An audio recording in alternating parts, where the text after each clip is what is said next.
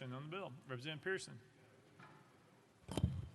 Thank you, Speaker and Sponsor. Could you explain just a little bit more what central bank digital currency is compared to money that a tender that we would think of now? Representative Burkhart. Just simply from being able to have digital codes or money that the government or someone has as a central code instead of having just legal tender like we have now.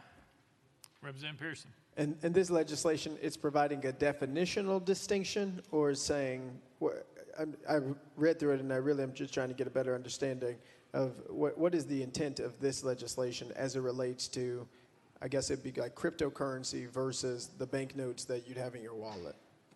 Representative Burkhart. It's just simply, thank you, Mr. Speaker. It's simply saying that digital currency is not money in Tennessee.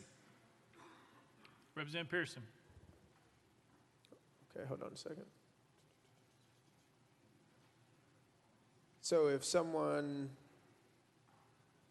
okay, so what is it then? What is digital currency? What would that be then? Representative Burkhart. It's not going to be money in Tennessee. That's all we're doing with this bill. That's all we're doing. Representative Pearson. But it would be used to purchase things potentially in Tennessee. It's not preventing people from using digital currency to purchase items or goods or anything like that. Representative Burkhart.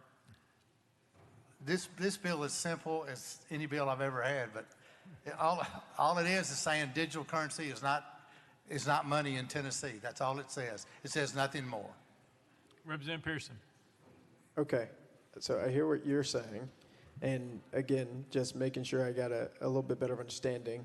Your legislative intent is to provide this definition. It isn't to prevent people from being able to use digital currency in the state of Tennessee for the purchasing of goods or services. Is that correct? Representative Burkhart. Thank you, Mr. Chairman. Correct. Representative Pearson.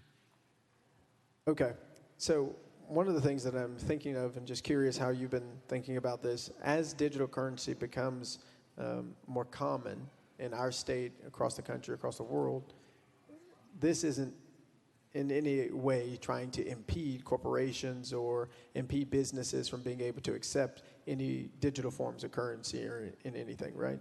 Representative Burkhart. Thank you, Mr. Speaker. This will make digital currency exclusive from the definition of money in Tennessee. That's what this bill does. Representative Pearson.